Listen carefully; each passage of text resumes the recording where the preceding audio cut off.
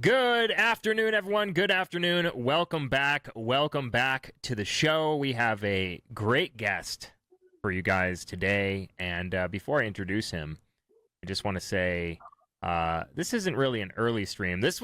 People are saying this is an early stream. This isn't early. This is the normal time that I used to start at 11 a.m. So actually, it's morning here on the West Coast. So good morning to those on the West Coast. Good afternoon to those on the East Coast and in the Midwest. But the stream is probably going to be around like 2 p.m. Pacific time going forward. But we have a guest on today, and I wanted to have him on. I wanted to have a discussion. He's a very interesting person with some very interesting takes on things.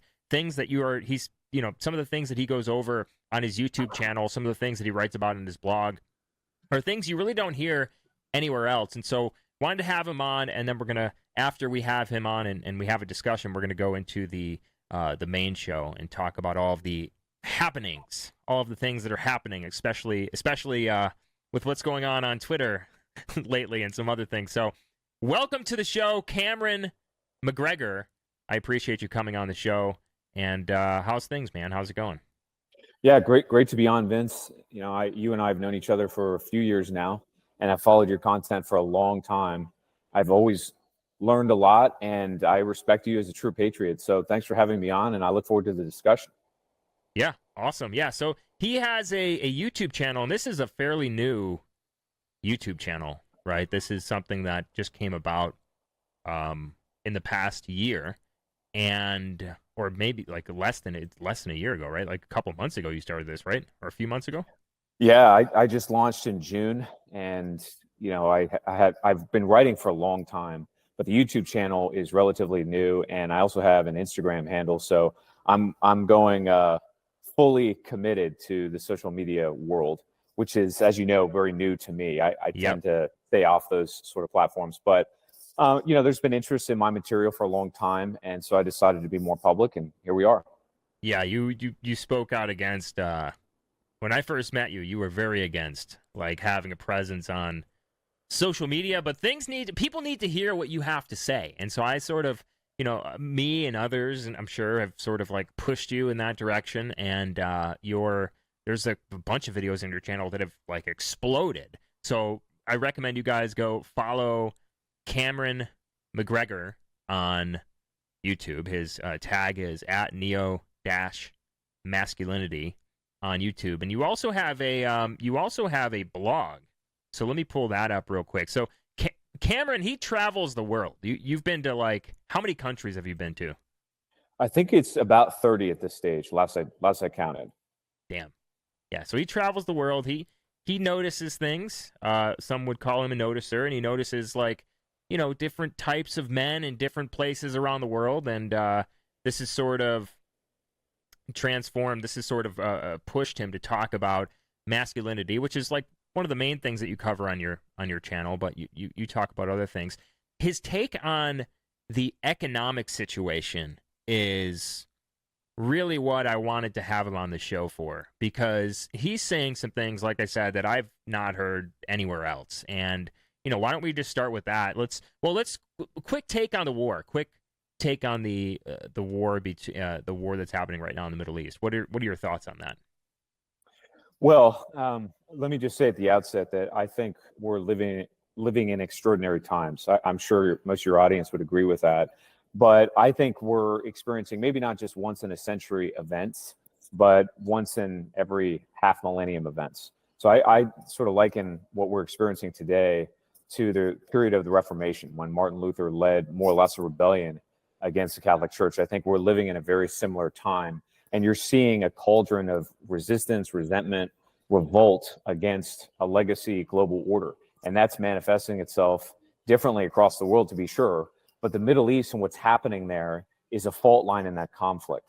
And so this is a very dangerous predicament that Israel finds itself in. And needless to say, the United States, by extension, it looks like we're going to be involved in this.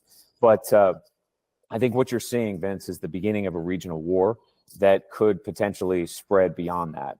So this is a very precarious time for the United States, and it's a time in which we need real leadership. And needless to say, we don't have it. What we have is a collection of feckless bureaucrats that are the legacy of a governmental political system decades in the making that is failing. It's the old paradigms that have been in place more or less for the last 100 years. They're no longer effective. And so what you're seeing is a reflexive reaction to what's happening in the Middle East. We're responding the same way we have for a long time. And that's only going to inflame resistance against us. And needless to say, the Israelis are doing the same thing. So I think what's happened there, to be short, is that the Israelis are responding to a very harrowing terrorist attack the same way they have for the last 50 years. But we're at the end of a period of U.S. hegemony in the region. And so now they're stirring up the hornet's nest. And I think other major powers, both inside the Arab world and Islamic world, are being brought to bear against it. And I'm not convinced that Israel is going to prevail in this conflict. So what we do as Americans is more critical than ever, because this is a war that is going to ripple across the world, and it is going to have devastating effects for average Americans if we get dragged into it, which it looks like we will be. So what kind of like devastating effects is it going to have? Like, what do you mean by that? Well, the first. I mean, besides like nuclear destruction of the world potentially. Like, what do you mean? Like, how does that tie into the? So let's tie that into the economic catastrophe that you talk about on your show. Sure. So the first thing to note is that the people in power right now look at the world through the prism of the 1990s. They more or less believe that the United States is still enjoying asymmetric power, that we are still living in a unipolar world. And so we can attack or invade or occupy other countries with relative impunity. And there isn't much that the rest of the world can do about it. That is compounded by a cognitive dissonance domestically. So as your audience knows well, we have metastasizing problems across the board. We have a national border crisis, which is festering everywhere. It's not really a border crisis, right? It's a national crisis. It's a crisis that affects the East Coast. It affects where you live. It affects Washington, D.C. You're seeing massive demographic change and an erosion of the foundational culture of the United States. So there's that problem. There's a financial economic problem. It's not just about wealth inequality. We're starting to see the financial system, the legacy financial system, derail. So all of that is unfolding against the backdrop of a tinderbox in the Middle East. How could this affect us? Well, it could immediately spike oil prices, which is something we can't easily deal with. As you know, President Biden has depleted the Strategic Petroleum Reserve. We've also made a concerted effort from the government to divest away from fossil fuels. So a lot of the oil companies aren't conducting capital expenditure. They're not building up inventory. So we're vulnerable there. But in addition to that, foreigners hold a lot of our debt, specifically the Chinese, the Saudis, and others. And they could conceivably divest, right? We also import lots of oil and natural gas from the Middle East as well. So if you add it all up, we're very vulnerable. And we are living through a very fragile social economic catastrophe here at home. So in other words, it wouldn't take much to undermine the political stability in the United States. And if we embroil ourselves in this war, it stands to reason that that could happen. Never mind the potential, the very real potential for terrorist activity in the United States, because we don't know who's in our borders. We have no idea what potential there is to attack our infrastructure or potentially kill Americans in major cities. So if you add it all up, it's a very dangerous situation indeed. Right. And, they talk about like terror cells and, we have to be careful of terror cells popping up during this time. It's like, well, if you didn't, first of all, I think maybe if there is something that's going to happen, the likelihood of it being a false flag is very high, right? The chances of it being a false flag attack are very high considering what we have seen and their track record. Secondly, if you were really concerned about terror cells in the United States, you wouldn't be like deliberately allowing people to quite literally invade our border by the millions. The latest report that I saw was like 10 to 12 million people are going to cross our border illegally by the time that Biden leaves office. And the vast majority of those people are allowed to stay in the country. They're not getting deported. And not only are they not getting deported, but they're helping to facilitate the transportation of them throughout the interior of the country by paying for their bus tickets, paying for their plane tickets, giving them phones, stuff like this. So it's, I'm expecting something to happen. I'm expecting some sort of false flag to pop up here. in regards to that. But let's get on to the economic catastrophe, because you say something that I still don't believe. But a lot of the things you told me, a lot of the things you've predicted, you've been right on. And so let's give it a shot. You've said that you don't think that we're going to make it to the next election, which is only a year from now. Now, is that, like, what do you mean by that? Do you mean that literally? Expand on that. Sure. So I think it's important for your audience to understand that the global financial system really began to self-destruct in 2008. So in 2008, if you recall, we had a crisis largely concentrated in the U.S. banking system in mortgage-backed securities, right? So it was basically the securitization of homes that were levered against and spread like a virus throughout our financial system. And when Americans began to default on their mortgage loans, that then spread throughout the financial system. And ultimately, we bailed out the banks. And we did so by taking private liabilities and putting it onto public balance sheets. So that is to say, the taxpayers now are responsible for those debts. What we did not do when that event occurred is allow those debts to be liquidated or restructured. In other words, those IOUs are still there. They're owned to a large extent by the Treasury or by the Federal Reserve. Well, about a year and a half ago, because of inflation, and that's a subject we can elaborate on in just a moment, but because of inflationary pressures, and my guess is that a lot of the inflation spiked because of federal stimulus, these $2 trillion worth of money that was dumped by the federal government direct to consumer in the hands of average Americans. That money was spent, and that created a lot of inflation. On top of that, you had this war in Ukraine that more or less pushed up the prices of commodities. So everyday goods, energy prices, food costs, and so forth have gone through the roof. The combination of those two things has created a lot of inflation. And so the Fed's response to this was a very knee-jerk response. They just said, okay, well, we're going to raise rates in an unprecedented manner, in a very accelerated fashion, which they have over the last 12 to 18 months. And in the process of doing so, all the IOUs that were already in the system since 2008, specifically mortgage-backed securities and U.S. Treasury bonds, well, as I said, those IOUs are still on bank balance sheets. They're still sitting on government books. And so as interest rates rise, the value of those assets collapses. And this came to a head in two events, one that happened in 2022 and the other that happened earlier this year. The first was the UK gilt crisis that happened last fall. The UK gilt crisis, which didn't get much play in the United States, almost bankrupted the English economy. So the entire economy of the United Kingdom almost collapsed. And more or less what happened is that you had all these pension funds that had bought up UK gilts, their version of UK Treasury bonds, because they're considered pristine collateral. In other words, the pension funds were in the red. They owed, or they had more liabilities than assets. So they thought to compensate for that, they'd buy up all this government debt because it's pristine collateral.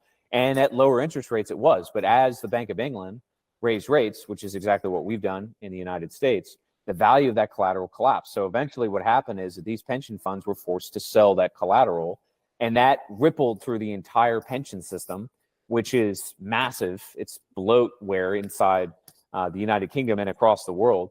And so the Bank of England had an emergency meeting. They stopped raising rates, and they immediately created a credit facility to buy up all those assets, because if they didn't, the government would have collapsed. All right. And even though the government didn't collapse, Liz Truss's government, she was prime minister for about 90 days. Right. She was forced to resign because of this. There's like three in like how many months? There were three prime ministers leading to the emergence of Rishi Sunak in about 90 days. Boris Johnson. 90 days. Think about that. Like three prime ministers in 90 days. That's right. That's crazy. And that is an indicator of what is to come in the United States as well. So anyway, fast forward to March of this year, the collapse of Silicon Valley Bank more or less happened for the same reasons. They had a glut of all these treasury bonds and other long duration assets. So basically bonds that were set to mature over a long period of time that they bought at low interest rates, assuming that interest rates would stay low. Well, because the Fed jacked up rates as high as they did, as quickly as they did, they became insolvent. And once their depositors figured this out, and their depositors tended to be bespoke clients, they were venture capital funds, wealthy accredited investors, about $1 million a second was withdrawn from that bank in a 48-hour period, and it went bust. And the government, it seems, was prepared for this, or at least the Fed appears to have been prepared for this, and they immediately bought up all these assets. They set up something called the BTFP. But Yep. That's the Bank Term Funding Program, which was just let's throw money at it, let's buy up these toxic assets. No different than what they did in 2008, and it appears to have worked. However, the question that you have to ask yourself in all of this is, well, how far can they push that limit? In other words, will they have to buy more and more of these bonds over time? And the answer to that is yes. And of course, if they have to, at what rate, at what clip can they do so, given that they're already underwater because they have all these IOUs that are a legacy of the 2008 financial system already on their books? And my thinking, Vince, is that we're nearing the end of that process. In other words, as we've kept rates high, the value of this collateral is collapsing. Now, in addition to that, there are foreign entities all around the world, namely the Chinese, the Saudis, the Japanese, and others, that have been big buyers of that debt, and they're not buying it anymore either. So, in other words, you've got all of this collateral that's losing value rapidly, and it's just a matter of time before the market, Before it or all the breaks.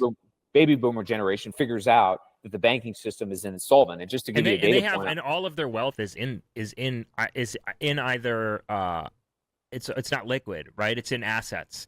So all correct. of the boomers' wealth are in the housing market or the stock market, and both of those things That's are right. about to come tumbling down. And a lot of people, and Yeah, I've been saying this on my show forever, and even sometimes I'm like, well, what the heck is like? Because I know the crash took years to actually like happen back in when it crashed in 2008.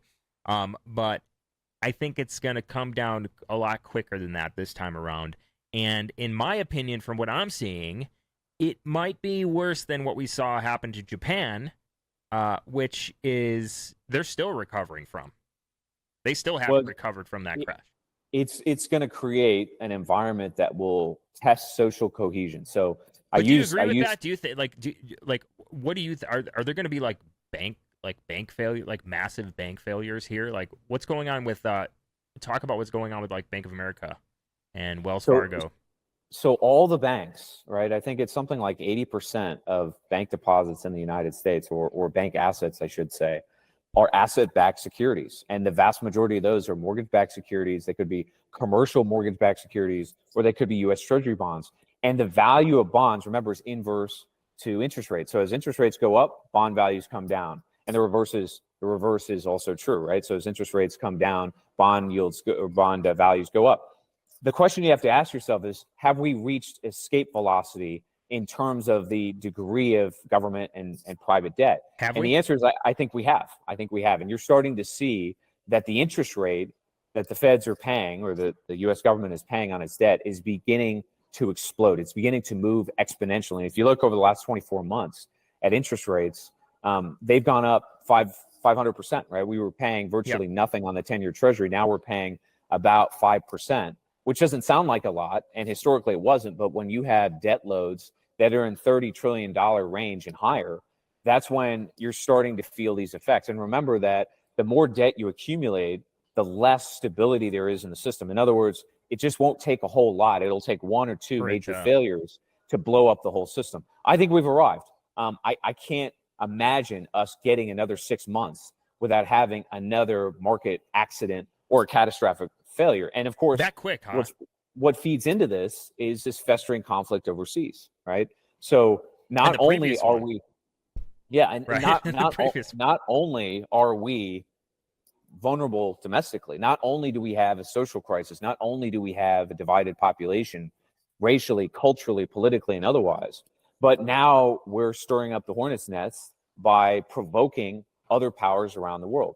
So that's only going to compound the instability in the system and undermine confidence. Basically, it's going to send a message to foreign creditors. And remember that foreigners own about $32 trillion worth of U.S. dollar-denominated assets. About $7 trillion of that is in the U.S. banking system or in short-term treasuries, right? So all it will take is a little bit of a nudge for them to fire sell those assets. And then what you're going to start to see happen is what happened in England. You're going to see austerity measures. You're going to see government shutdowns. You're going to see mandatory cuts to major entitlement programs. And I don't think the Biden administration is going to survive that. In fact, so let's talk about I don't think any administration is going to survive that. Let's talk about like exactly why you don't think we're going to make it to the next election. But first, let me read this from Handy Jack. He says, super chat here on Rumble. He says, "Hail Vincent, hail chat." Well, thank you, Handy Jack. We appreciate it. And yeah, if you guys want to send in questions, go to the flow code link. You can find at the top of my Telegram, t.me/realvincentjames, flowcode.com/page/Vincent James. Mods can post it in the live chat. Someone said they will keep kicking the can down the road until most boomers are gone and leave us holding the bag. But you don't think it's gonna last that long. Why do you think? So why do you think, like, well, you explained why you think it's about to crack and why they can't hold it off any longer. But why do you think that, like, explain exactly why you don't think, like, what's going to happen, how we don't make it to the next election? Like what's going to happen in the country to where people are like, elections canceled, you know, I guess that would be a good way because they can't do another COVID. So what are your exact thoughts on that? Like, why do you say you don't think we're going to make it to the next election? Well, the assumption that we can kick the can down the road is rooted in the belief, and this speaks to the confidence, even now, in people that are skeptical of the U.S. central bank, the Federal Reserve, that the Fed can control interest rates. Now, the Fed has been raising rates, and to some degree, that was a preemptive effort, right? That was designed deliberately to tackle inflation. We can debate whether inflation has actually been tackled. I don't think it has been, because ultimately, I think inflation is a product of government spending, and government spending is not going to stop anytime soon. I think we can all agree on that. So if you accept the premise of what I'm saying, that namely the inflation is being caused by fiscal spending that's out of control and isn't going to stop on the one hand, and on the other hand, it's because of supply chains that are broken or being reshored in the U.S. and a shortage of commodities relative to demand around the world. Things like oil, as an example. There isn't a whole lot the Fed can do about inflation, but they're going to continue to raise rates to at least signal to the market that they're doing something. In the process of doing so, they're going to make government debt more and more difficult to finance, and eventually that's going to lead to a crisis. Now, the reason why the super chat is basically saying that, hey, the Fed can kick the can down the road is because they're assuming that the Fed can buy up whatever debts are in the marketplace. Well, the issue with that is if the Fed could buy all of the bonds in the U.S. Treasury bond market, if the Bank of England could do the same for the UK, why haven't they done it already? And the answer to that is they can't. They can buy some and marginally impact the value of those assets. But if they move to buy all of them, if they buy the entire outstanding, marketplace of bonds, that will destroy the currency. In other words, it will collapse confidence in the system, and then you'll get a fire sale out of U.S. dollar denominated assets, meaning, the Chinese, the Saudis, U.S. consumers, maybe baby boomers themselves, they'll realize that their currency is worthless and they'll fire sale out of it. That is how this ends. And I think we're very close to that happening. And so when the Fed moves to buy everything, which they likely will, that will break confidence because it'll communicate to the market that it's actually the market that has control of interest rates, not the Fed. So that's the environment that we're in. And when that happens, it will break the government. The government will have to come up with trillions of dollars to finance its existing programs.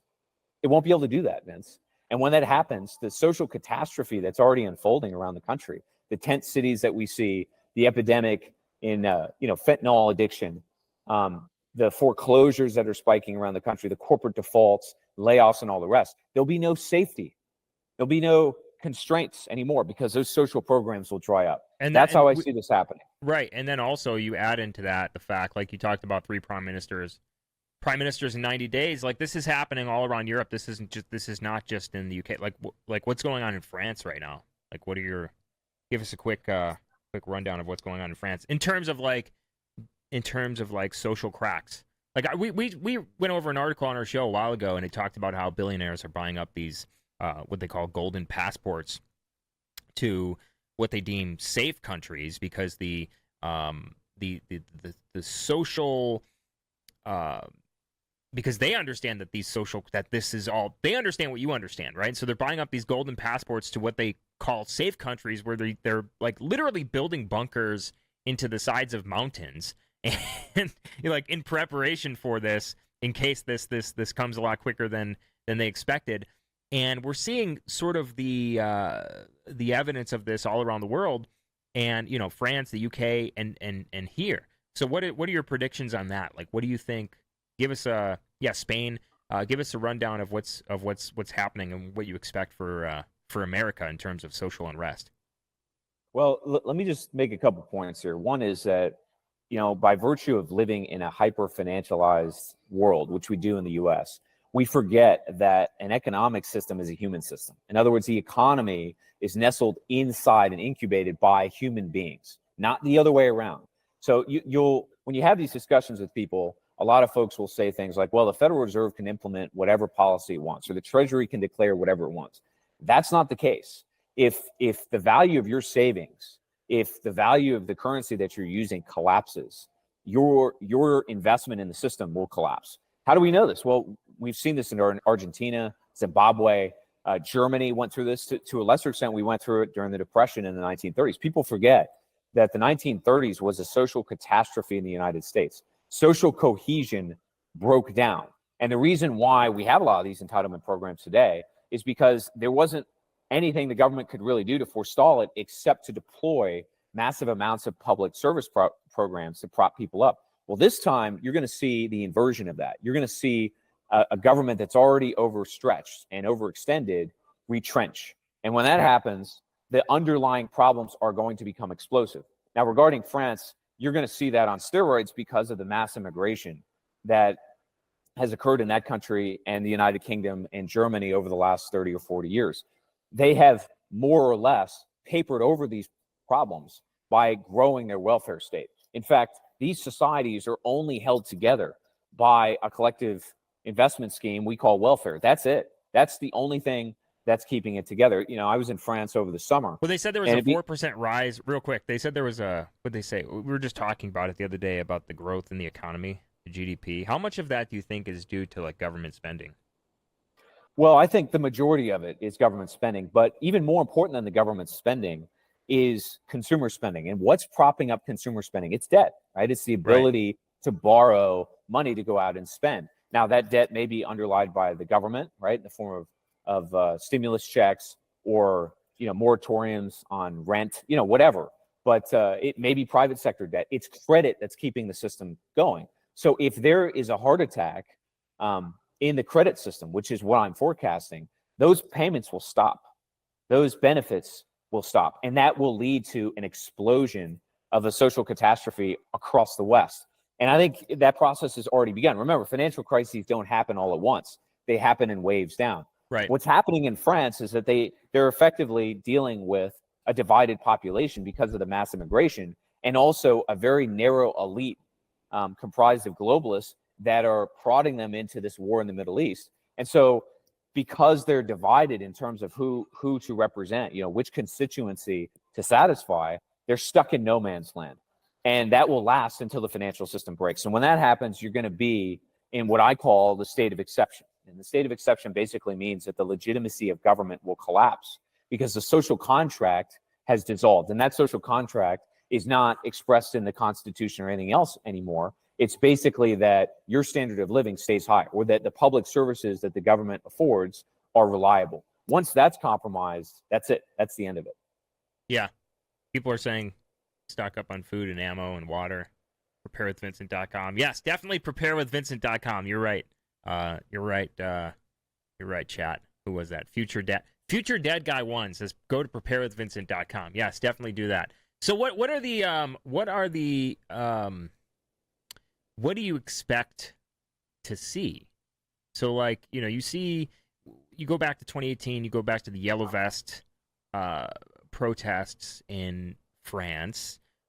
You look to today, a lot of those protests, a lot of those riots are still happening throughout Europe, actually throughout the world. We're seeing this social unrest, and we're seeing it increase to the highest level. In fact, there's a way to measure it. They have a way to measure it. It's called the Social Unrest Index. I think that's what it's called. And it's at the highest point in the history of ever. And this is probably why a lot of these billionaires are buying up these so-called golden passports and preparing for this. But we're seeing today, like I just saw a couple of news stories today about all these like pro-Palestinian protesters or whatever blocking bridges. And, we see this in America. What do you expect the boiling over to look like, if you can imagine it? Well, the first thing I think your audience needs to understand is that the political system is broken. They don't have any answers to these problems.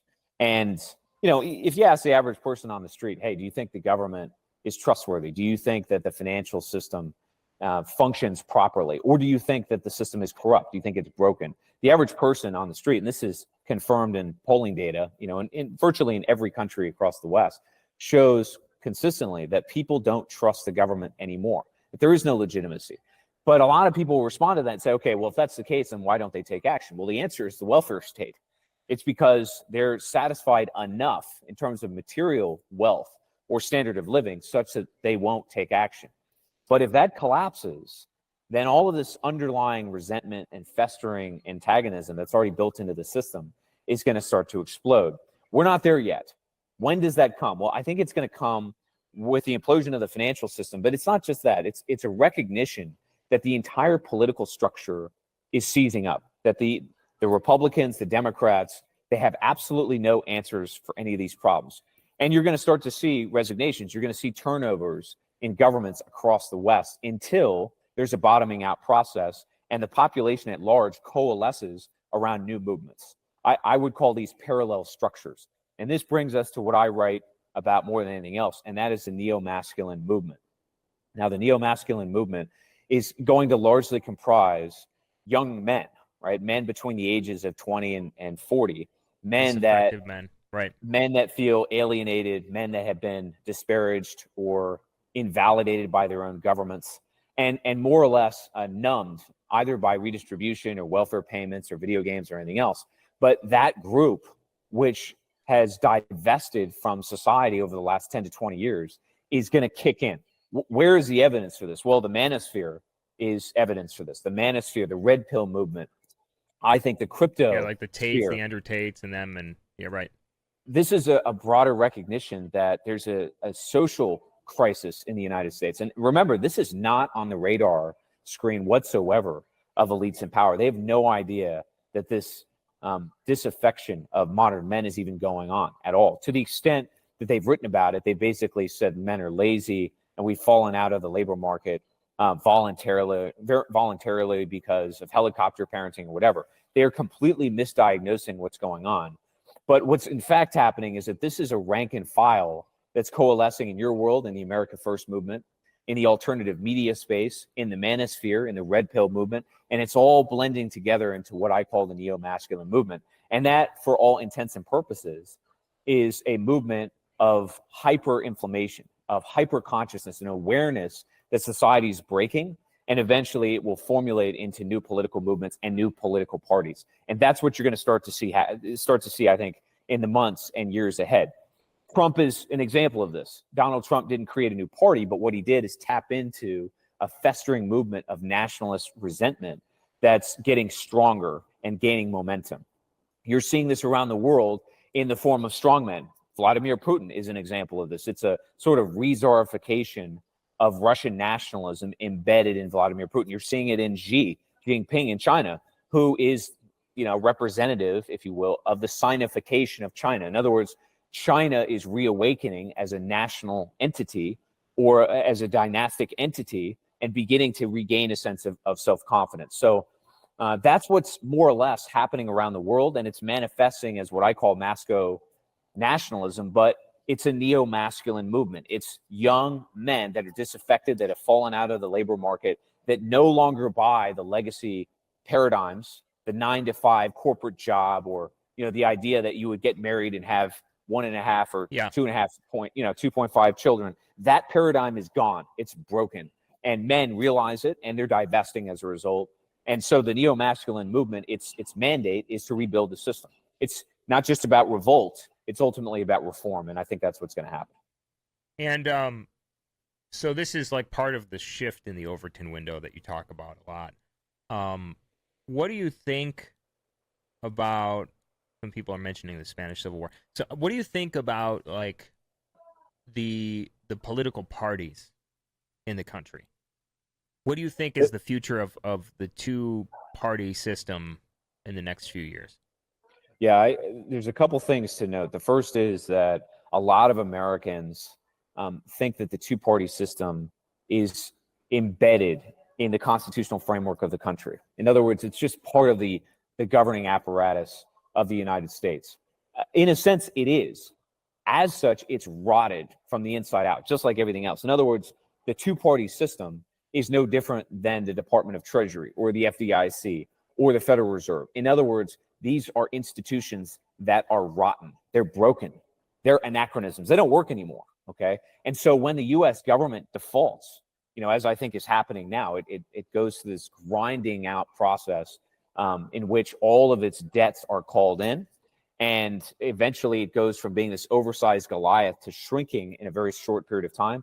That's what's going to happen to the two-party system in the United States. In other words, both parties are going to suffer the fate that the Republican Party did during the Great Depression. Remember that the Depression basically destroyed the Republican Party completely, which is why what was left in its wake was the Great Society and then the New Deal, right? Or the military-industrial complex of Dwight Eisenhower. The gradual expansion of power that ensued in the wake of the Depression destroyed the Republican Party, never recovered, okay? Which is why what we have today is a shell of its former self. Well, what you're going to start to see is the emergence of a new movement, a new party, if you will. Now, what exactly that looks like, I think is hard to say at this stage. It's going to be a nationalist movement.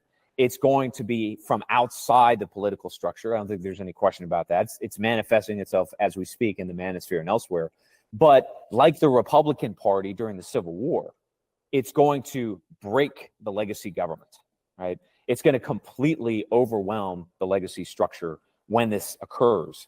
And I hope it's going to reform the system. Now, it's anybody's bet how this unfolds, because when you get into these revolutionary-like environments, and that's what we're in, it can go in all kinds of unpredictable and destructive ways. But for my money, I think you're going to see a nationalist revival that's going to reform the country. But it's going to come from outside the two-party system, which is completely bankrupt, like every other institution in this country. And how? So, like, I think that this probably would have happened a while ago, if not for the the certain parts of the government basically sort of trying to push this back down into the hole, whether it's through like using the FBI, using the any part of the government that they can in order to go after these little things that are popping up out of these holes in the ground, right? Which is basically what's happening, right? I think this would have happened a long time ago. How long do you think? Like, can they hold it off by like using the FBI, using the police state to go after these different sort of decentralized groups that are popping up all over the country? How long? Yeah, can they hold it off? I think it's very important to understand the nature of the people that are in power today. There is an ongoing assumption or a prevailing conventional wisdom among some of the most intelligent people, some of the most informed, that do their homework and they trace out the origin of a lot of the destructive ideas like wokeism or globalism, vulture capitalism, a lot of these things that have a festering impact in our society.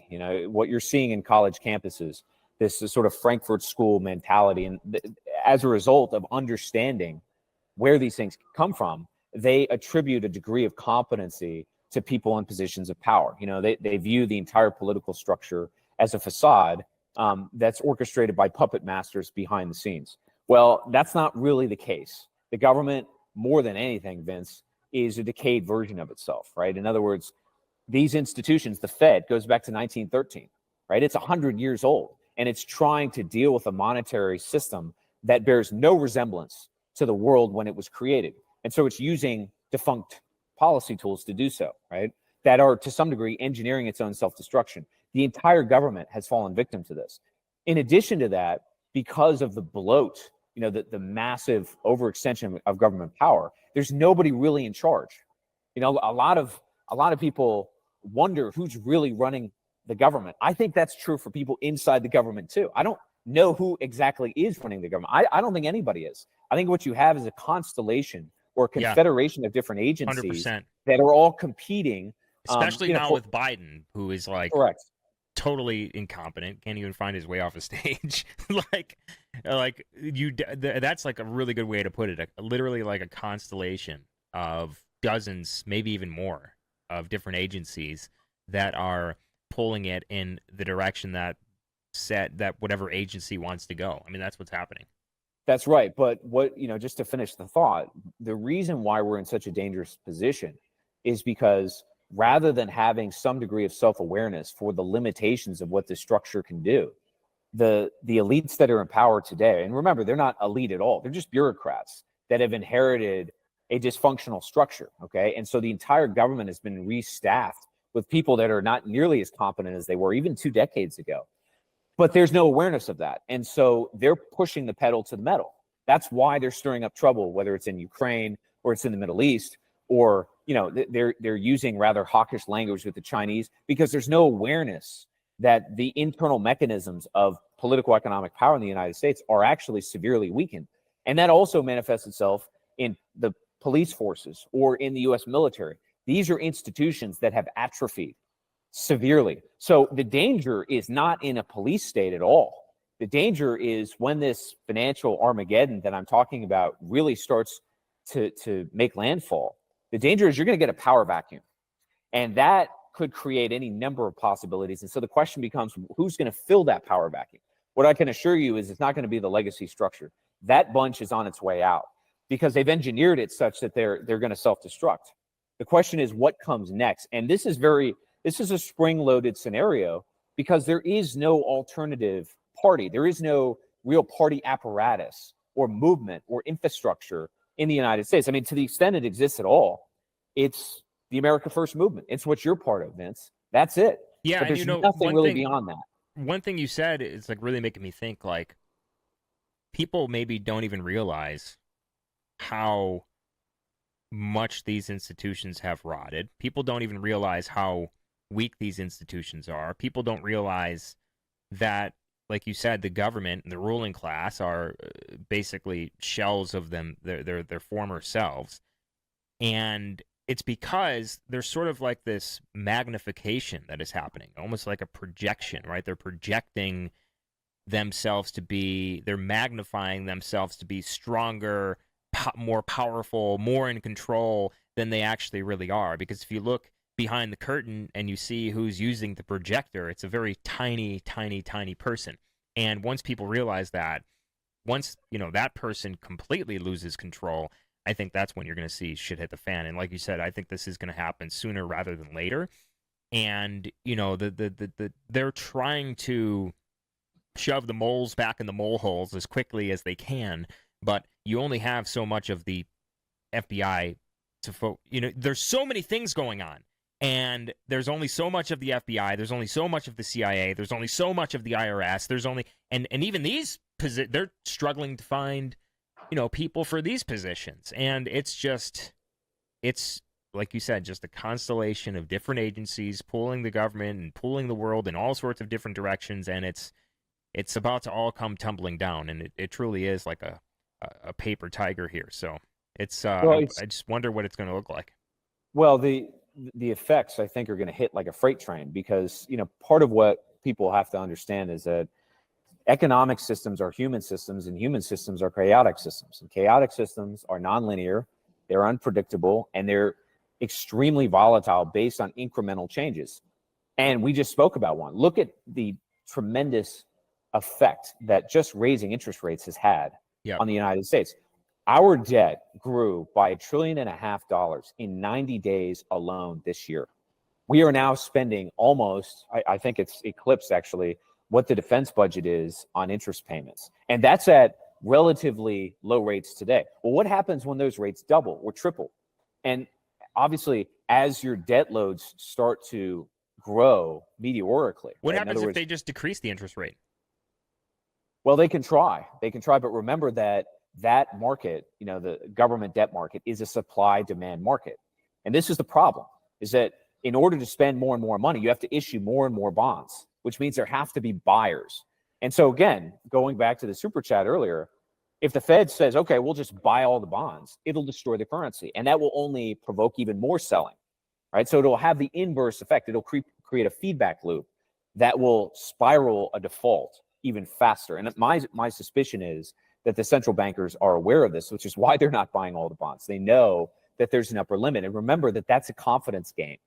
It's not about numbers. You know, in other words, it's not the market saying, okay, well, you can buy this amount, but no more. No. It's about confidence. When does the market wake up and realize, oh my God, the banking system is bankrupt?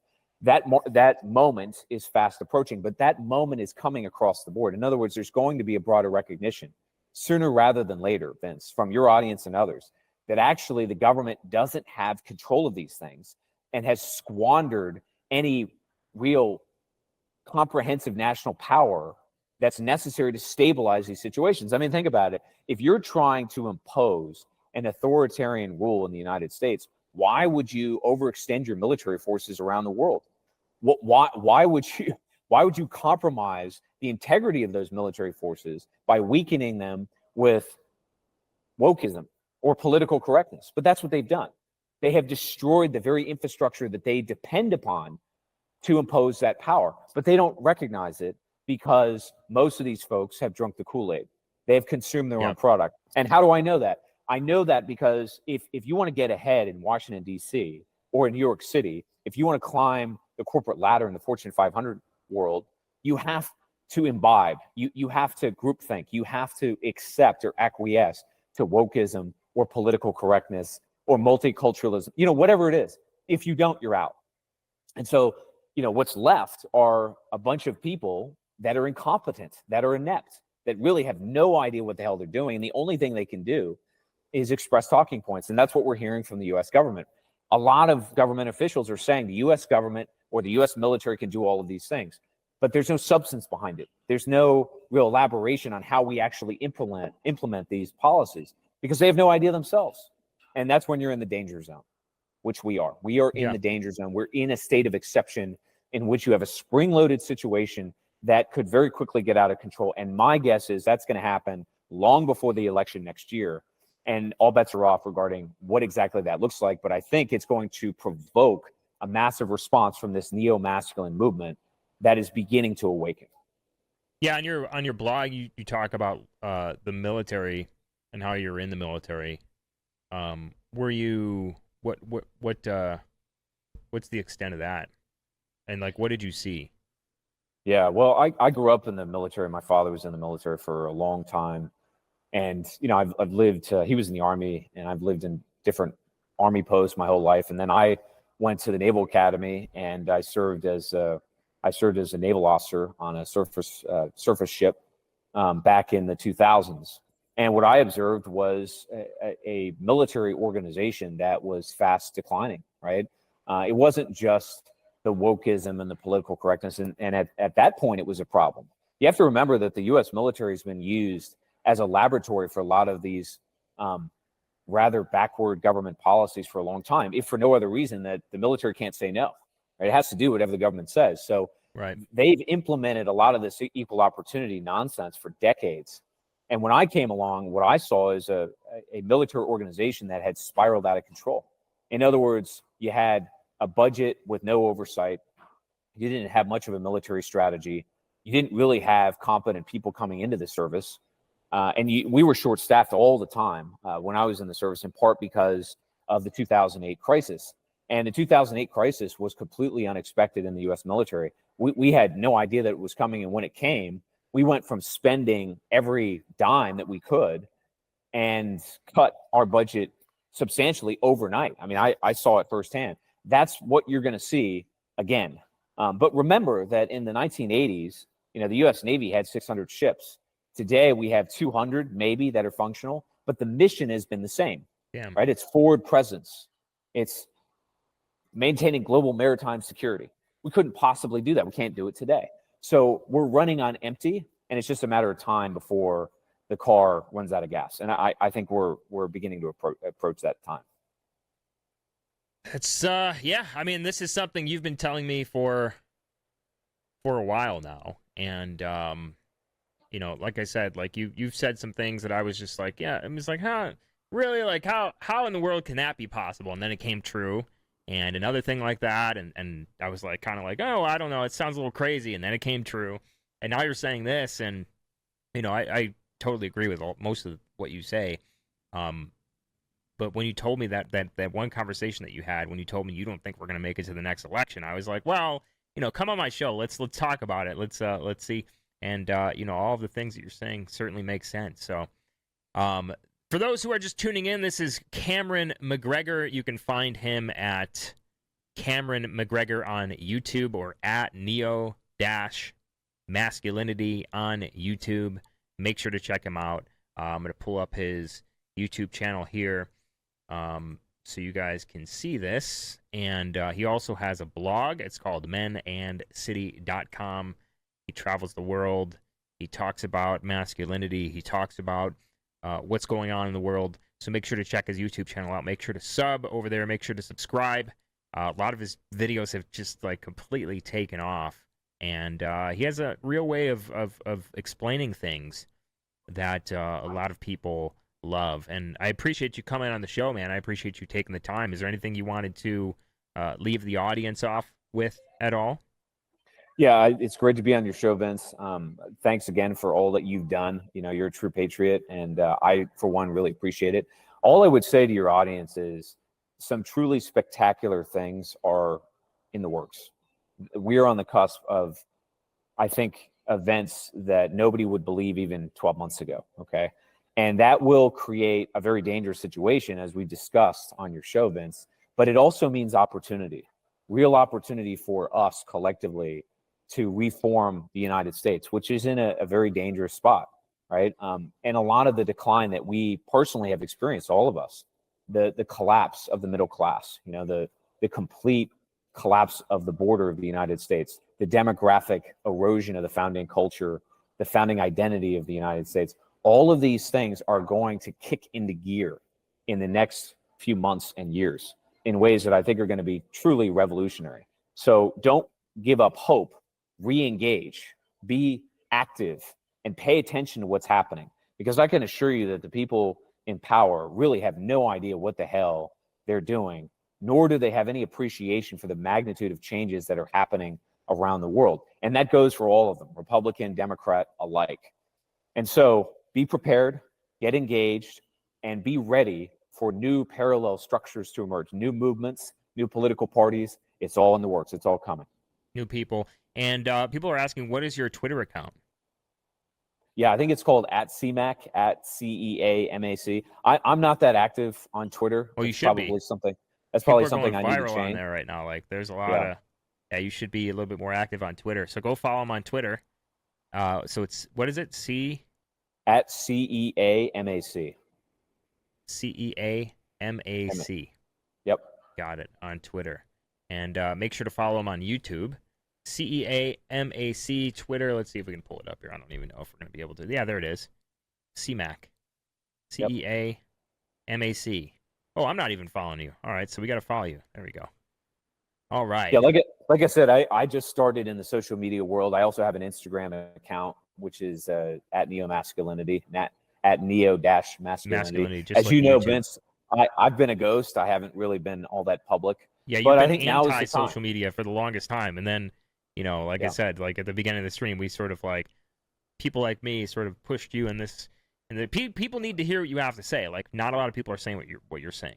So, Yeah, look, like I said, I think we are on the cusp of spectacular change, and that comes with an opportunity. And remember something else, for those of you who are somewhat downtrodden, you know, when systems break, agency, that is self-empowerment, becomes that much greater. So we're not powerless to affect the outcome here. In fact, depending on how engaged we are, we may be empowered to deal with it. But that will come as the legacy system implodes. And my guess is that they'll do everything in their power to self-destruct. And there appears to be no sane opposition whatsoever, whether it's in the House of Representatives or it's in the corporate sector whatsoever. I mean, if you just consider the fault lines that we're dealing with right now, whether it's this burgeoning regional war in the Middle East or it's this financial catastrophe here at home, it's damn the torpedoes, full steam ahead. There is nobody saying, hey, let's stop what we're doing. And that tells you everything that you need to know. all right. Well, hey, thanks for coming on. And again, we're going to have you on again. Are you down to come on the show again? Of course. Sweet. All right. Well, maybe after your next a trip abroad or whatever. maybe sooner than that. I have a lot more guests on here, so Excellent. I'll reach out. And again, make sure to go check them out on Twitter, CMAC on Twitter, but more importantly on YouTube, at Neo-Masculinity on YouTube and on Instagram. Check him out. His videos are exploding. Thanks again for coming on the show. It's been a pleasure. Thanks, Vince. All right, man. Take it easy. Since we've been banned from every mainstream platform that exists, we need your support for the show to survive. You can support by subscribing to my Subscribe Star for $5 a month to get access to exclusive content and more at other tiers. You can also support by using cryptocurrency, our P.O. Box, and as always, going to preparewithvincent.com or waterwithvincent.com to get your 25-year shelf life dry food supply or water filter systems. Check out dailyveracity.com/support to find all the links. It helps the show tremendously.